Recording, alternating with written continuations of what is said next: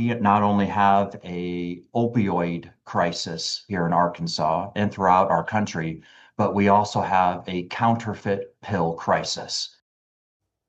Well, that was the reaction from health experts as a fake pill made to look like oxycodone has caused Arkansas's first overdose death tied to a powerful new opioid.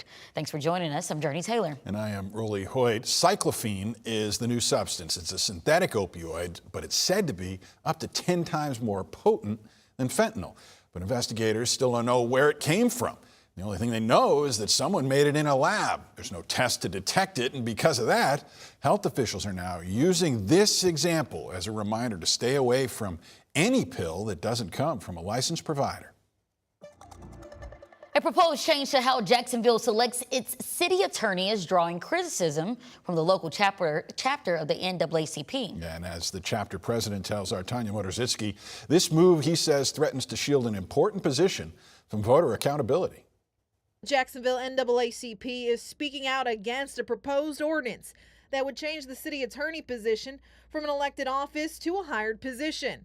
President Reginald Ford says the sudden change is good old boy politics. It's very hypocritical. That's why we came out. If you want to ask me why we're doing it, it's for voter rights, but there's also a clear thread of hypocrisy in it. He says the NAACP has been pushing to go from an at-large voting structure to wards in the area.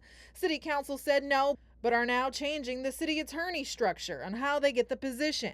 For you as the mayor to go to this city attorney and tell her to write an ordinance basically eliminating your job position based on your seemingly on your job performance. In a statement from the city, it says this is in line with changes in Arkansas law that allows municipalities to appoint or hire a city attorney instead of holding an election.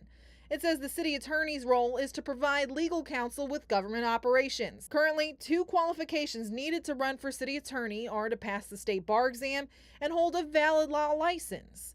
And transitioning to a hired position, the statement says, allows the city to consider professional qualifications, legal experience, and municipal expertise when selecting legal representation. In last week's city council meeting, Mayor Jeff Elmore says he wants to form a temporary advisory group to discuss best ways to move forward. Ford says along with the Voting Rights Act being dismantled, this is a gut punch. His timing is terrible. That it wasn't wise to do. In Jacksonville, Tanya Motorzitsky, THV 11 News.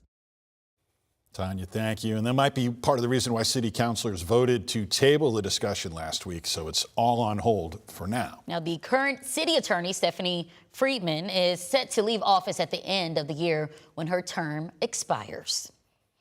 Here in Arkansas and around the nation, data centers are popping up. We've covered the ones proposed in Pulaski County and in Conway, but some of you may still be asking at this point, what exactly are data centers and what does it take to operate one? Well, those who oppose them cite concerns about what these giant computer farms take up in electricity and water usage.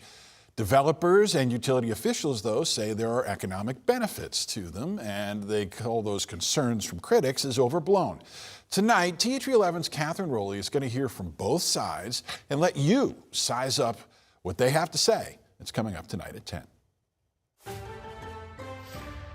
It has been a perfect Thursday across central Arkansas. Lots of sunshine today. Temperatures very comfortable, and out there right now, it is delightful. Numbers are into the upper 70s to lower 80s. There's been a few clouds making their way in from Oklahoma and into West Arkansas, even produced a few sprinkles in that part of the state. For the rest of the evening, temperatures will go from the 70s, dipping down into the 60s. We'll see variably cloudy skies through the overnight. Temperatures will settle down into the upper 50s to lower 60s to kick off your Friday.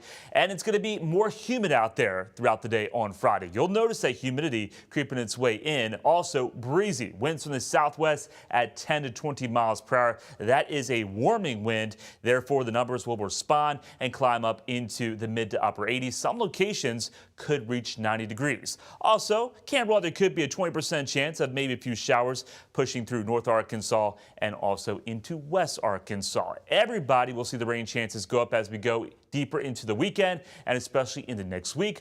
More on that complete forecast coming up. All right, Nathan, thank you. Well, gas prices are still on the rise as the war in Iran continues. Across the state, a gallon of gas is $4.07 on average. Though that's only 4 cents higher than last week, the price is slowly going up week by week. Yeah, of course, gas taxes make up a large portion of the price that we pay at the pump. It's why President Trump wants to suspend federal gas taxes. Well, he tries to get Tehran to relent. Yeah, Teacher 11's Maya Ellison hears from drivers as state leaders may try to cut state taxes as well. My truck gets 20 miles a gallon, so you imagine it cost me $80 to fill my truck up. 4 months ago, it was $40. For many drivers, that kind of sticker shock has become the new normal, paying more at the pump since the closure of the Strait of Hormuz. Experts say the fuel shortage is pushing prices higher, and drivers are feeling it. Probably $15 more a tank full, 20 bucks maybe. But what's 20 bucks with your freedom? On Monday, President Donald Trump proposed plans to suspend the federal gas tax, money that funds highway maintenance. The move would cut about 18.4 cents per gallon on gas and 24.4 cents on diesel. Even this temporary relief that we might get from a suspension of the gasoline tax is only going to go part way toward solving the budget crunch that a lot of families find themselves in. And with that push from President Donald Trump, Arkansas representatives are responding, and experts are working to understand what this all means for drivers. University of Arkansas at Little Rock chief economist Michael Packo says the move could provide short-term relief. And Arkansas State Representative Kendon Underwood has even called for a special session to discuss suspending the state's gas tax for 90 days. By doing this, we're easing that burden for not only Arkansas families, but for farmers who are putting food on the table, truckers who are pushing the supply chain in Arkansas. And so I think this would be a big benefit to the vast majority of Arkansans. But Professor Packo says there is a trade-off. There would be fewer resources available for the kind of road maintenance that we expect. Keep the roads from being too hard on our vehicles to begin with. I spoke with RDOT's Dave Parker, who says the tax is a huge part of their budget. Any talk of suspending state gas tax is an ill-advised plan. It's not going to make that big a difference for 90 days to the individual taxpayer. And he emphasizes it's not just money. All projects would cease. At least 1,000 or so workers, contract workers, we would have to remove them from their jobs, meaning loss of jobs for them. In Little Rock, Maya Ellison, THV 11 News. Maya, thank you. Now, Governor Sarah Huckabee Sanders would have to call that special session, and we asked her office today if she's considering it.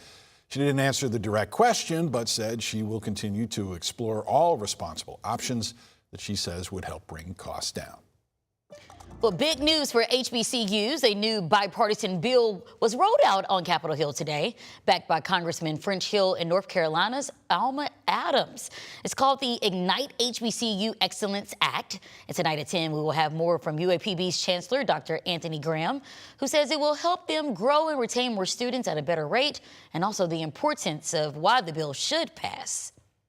Sticking with education, this over at Lakewood Elementary in North Little Rock, where a school assembly turned into a history pep rally, with Governor Sanders getting the kids pumped up for America's big birthday celebration later this year. She was joined by David Barker, who spoke on our country's history and left the kids with a great message to remember. We're not guaranteed being happy, but we have the right to the pursuit of happiness.